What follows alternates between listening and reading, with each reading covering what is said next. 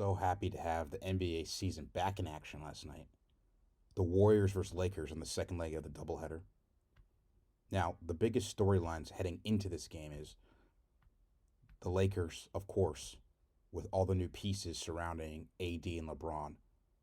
Can Westbrook gel with this team? Is this finally the right fit for Russell Westbrook to get over that hump? The Lakers, of course, look much different given they completely overhauled their role players by bringing in DeAndre Jordan, Bazemore, Dwight Howard comes back, Rondo comes back, Carmelo Anthony comes over to get some scoring off the bench. And interesting to see how these pieces will fit together, especially because we talked about all preseason and offseason how old the Lakers are. Where's that energy going to provide from? And everyone was looking to Russell Westbrook to bring that energy. Now, from the Warriors side, their core more or less stayed the same. Now, we anticipate Klay Thompson coming back at some point this year. Same with James Wiseman. They drafted Moody. They drafted Kuminga. They brought in Otto Porter Jr. They brought in Bielitsa. Andre Iguodala comes back. But more or less every other piece is back. So can they continue to gel and grow a little bit further? And what kind of scoring and support is Steph Curry going to get, especially while Klay Thompson's still on the sidelines? The other big thing we were watching for tonight is Jordan Poole had an impressive preseason. So can he be that guy when Curry goes to the bench, can kind of run that second unit, provide some auxiliary scoring, playmaking, and can run the team? Now, people don't know much about Bielitsa, and honestly, why should they? Especially given he was buried in Sacramento for so long. But this guy's a high IQ player. You could see it when he would get the ball in the middle off those pick and rolls. He could shoot as a big. He had 11 rebounds. He defended well. Jordan Poole started off cold in this game, but in the second half, started to get it going. I think the jitters were a little bit there early on, but he seemed to settle in, especially with that deep three in the fourth quarter, where the Warriors outscored the Lakers by 9, and that's where they really made their move. For the Lakers side, again, Davis and James both had big games, 34 and 33, but they got no other support from anybody else. Russell Westbrook was terrible in this game. Now, a lot of people are going to overreact a little bit. It's game one. It's a new team. Doesn't quite know where he fits. Now, look at this starting lineup by the Lakers. Davis, James, Bazemore, DeAndre Jordan, Westbrook. That's not a whole lot of shooting to provide. There's not a whole lot of spacing to provide. Davis can shoot threes, okay? But he's not a great three-point shooter. LeBron was great in this one shooting threes, but he's not a great three-point shooter. Bazemore. Do you really want Bazemore going 2 for 8 from the three-point line? Is that the answer to create spacing for the Lakers? Westbrook, obviously 0 for 4. We already know about Westbrook's shooting woes. The question is, can you create space? It's not always just about how many threes you hit.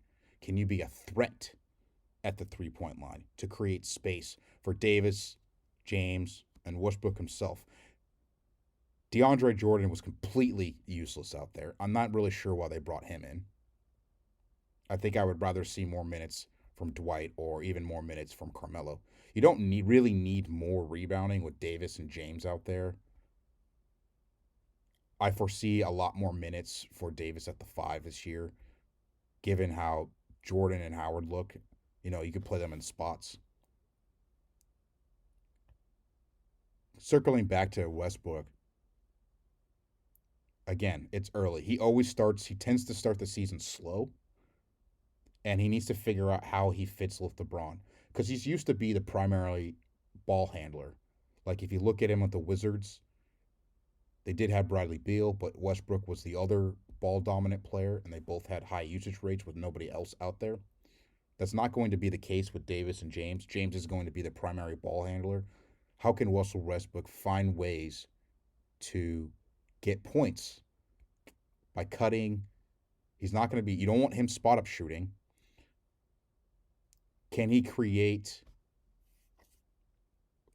to relieve LeBron. One thing I'd like to see more of is possibly LeBron Westbrook pick and rolls, just so they both get involved and Westbrook's not sitting on the side. The Lakers bench was also terrible.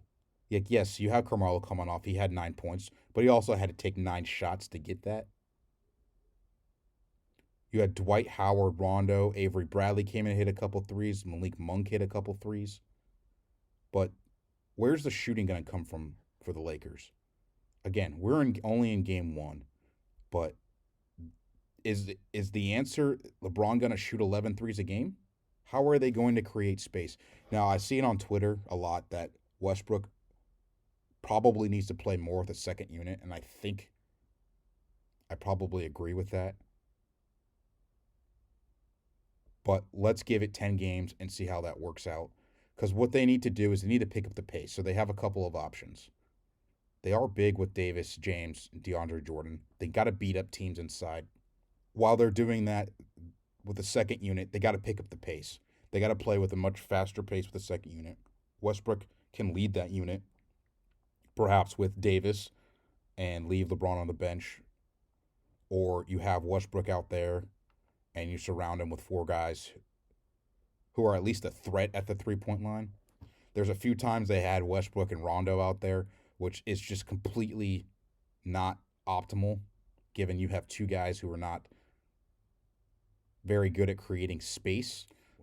For the Warriors side, having playmakers besides Draymond and Curry is really going to be the key to their season. And it showed already tonight. Again, Bjelica looked like the best player in the game. He was a plus 20 tonight. By far the best player. Wasn't even close as far as the plus minus goes. Only one other player was a plus 10, which was Bazemore, surprisingly. Can you imagine that? Bjelica and Bazemore being the biggest plus minus players.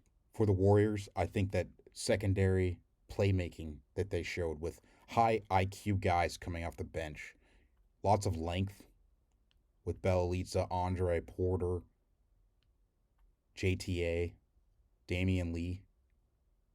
They can defend a lot of second units very well.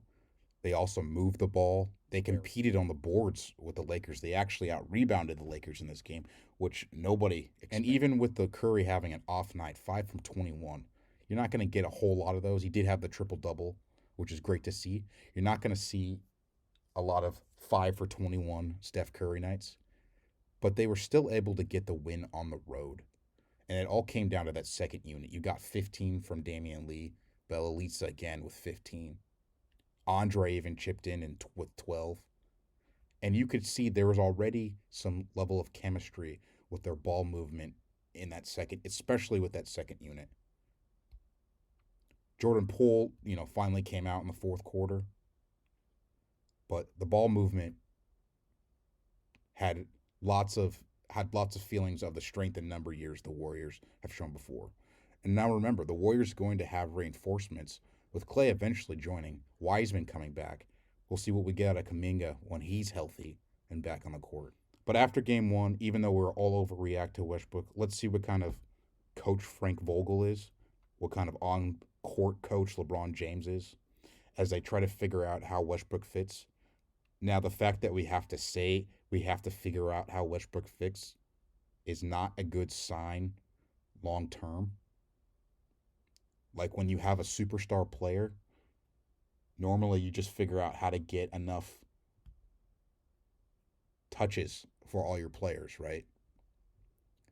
But now we're talking about how and where he can fit, because he's not going to have the ball in his hands all the time with his team. He's not a spot-up shooter. He's not a particularly good defender. You didn't get the rebounding that you normally get from him. You didn't get the assists that you normally get from him. He's a bad free throw shooter. And tonight he was a minus 23. So this could not have started off any worse for him. But look for him to improve as the season goes.